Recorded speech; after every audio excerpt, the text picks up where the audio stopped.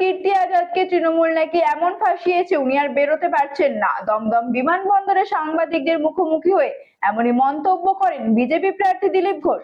পাশাপাশি আরো বলেন, রাজনীতির দিক থেকে লকেট চট্টোপাধ্যায় রচনা ব্যানার্জির থেকে অনেকটাই এগিয়ে। এই সরকার যারা মহার্ঘ ভাতা দিতে পারে না, আর তাদের সরকার ভাস্কর ঘোষ সংগ্রামী যৌথ মঞ্চ, তার অপরাধ হচ্ছে তিনি চাকরি প্রার্থীদের সমর্থনে রাস্তায় হেঁটেছেন, তাকে কলার ধরে মারতে মারতে তাকে লালবাজার সেন্ট্রাল লকআপে ঢুকিয়ে দিয়েছে।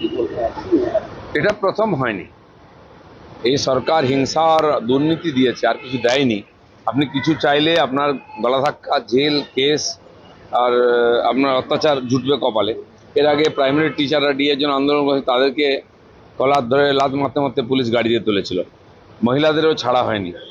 আর এই যে যারা আন্দোলন করছেন, তারা আন্দোলন করতে করতে আর কিছুই বাকি রাখেননি। মহিলারা চুল কেটে দিয়েছেন, রাস্তায় শুয়ে আছেন খালি গায়ে, জলে কাদায় টালি নালায়।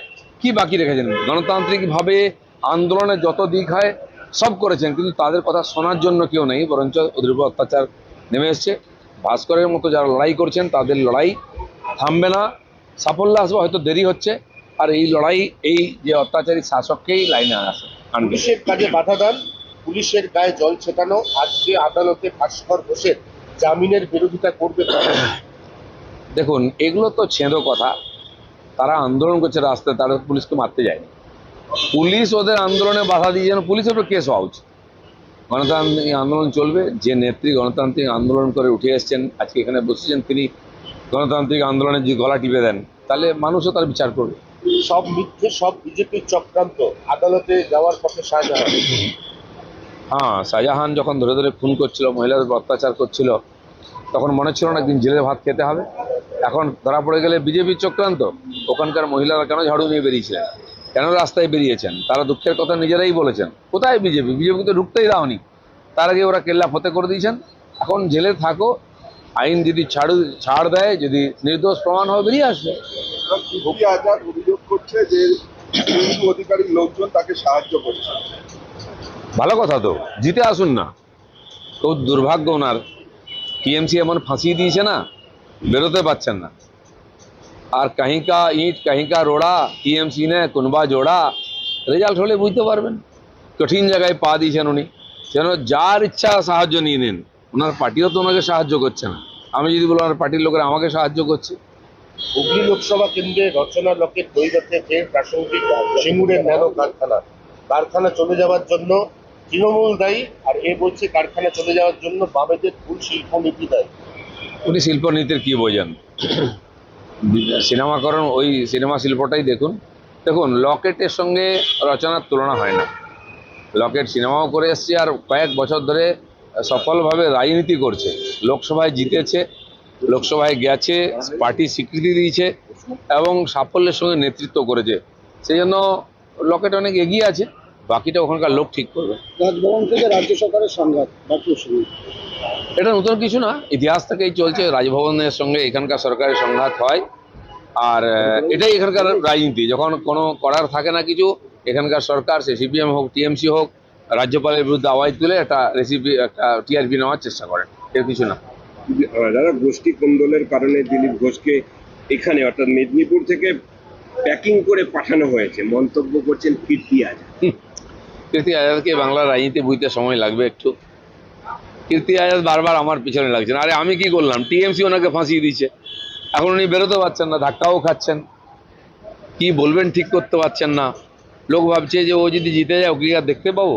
এইসব সমস্যার সমাধান করুন, উত্তর দিন। দিলীপ ঘোষ লোকের সঙ্গে আছে, থাকবে। দাদা, আরো তিনি বলছেন যে এখানে কেন এসছে দুনিয়া জানে, ওনার পেছনে শুভেন্দুর লোক লেগে আছে, তারা আমার সঙ্গে যোগাযোগ রাখছে। ঠিক আছে, দাদা, মুখ্যমন্ত্রীর বিরুদ্ধে সবাই শিশুদের নিয়ে প্রচারের অভিযোগ। দেখুন, মুখ্যমন্ত্রী যখন প্রশাসনিক বৈঠক করেন, সেখানে স্কুলের বাচ্চারা থাকে। তাদের পার্টির মিটিংয়ে স্কুলের বাচ্চা থাকে, কারণ উনি বলেছেন তোমাদের সাইকেল দিয়েছি, তোমাদের ড্রেস দিয়েছি, জুতো দিয়েছি, আমার মিছিলে আসতে হবে। কারণ ভোটাররা আসে না, ভোটারের ছেলেমেয়েরা আসে। ভবিষ্যতে যদি ভোটার হয়, ওরা হয়তো পার্টি থাকলে ভোট পাবে। এটা সম্পূর্ণ অনৈতিক রাজনৈতিক যে ব্যবস্থা আছে। আমার মনে হয় এমসিসিতে মমতা ব্যানার্জির বিরুদ্ধে কেস হওয়া উচিত। স্টুডেন্টদের নিয়ে এসে রাজনীতি করা হচ্ছে, আর তাদের শিক্ষামন্ত্রীর বিরুদ্ধে কমপ্লেন উঠেছে যে ইউনিভার্সিটিতে বসে রাজনৈতিক মিটিং করেছে। আজকে হঠাৎ আন্দামান যাচ্ছে কেন? কেন?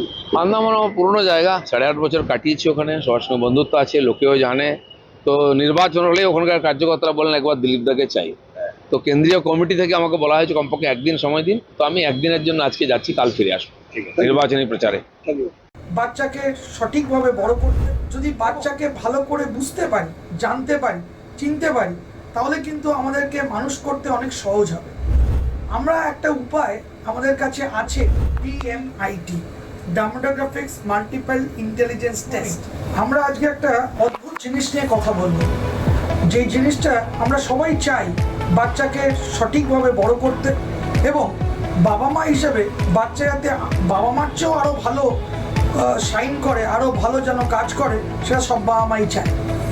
এর জন্য আমরা যদি বাচ্চাকে ভালো করে বুঝতে পারি, জানতে পারি, চিনতে পারি, তাহলে কিন্তু আমাদেরকে মানুষ করতে অনেক সহজ হবে। আমরা একটা উপায় আমাদের কাছে আছে, যেই একটা টেস্টের মাধ্যমে, সেই টেস্টটার নাম হচ্ছে DMIT, demographics multiple intelligence test.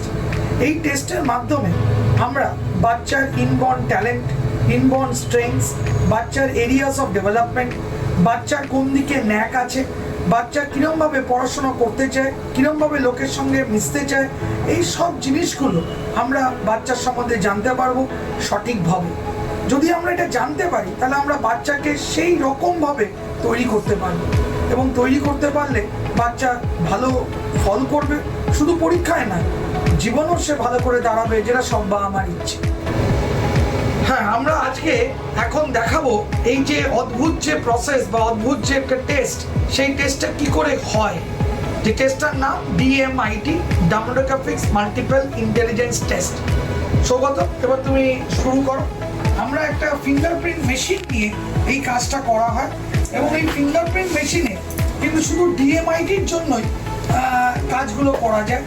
প্রথমে আমরা লেফট হ্যান্ডগুলোকে আগে নেব, তারপরে আমরা রাইট হ্যান্ড নেব, এই দুটোরই আমরা ফিঙ্গারপ্রিন্টগুলো নেব, এবং 3 রকম শেপে নেব, সামনে সাইড 3 রকম করে নেব, যাতে করে আমরা অ্যাকুরেট টু অ্যাকুরেট রেজাল্ট পেতে পারি।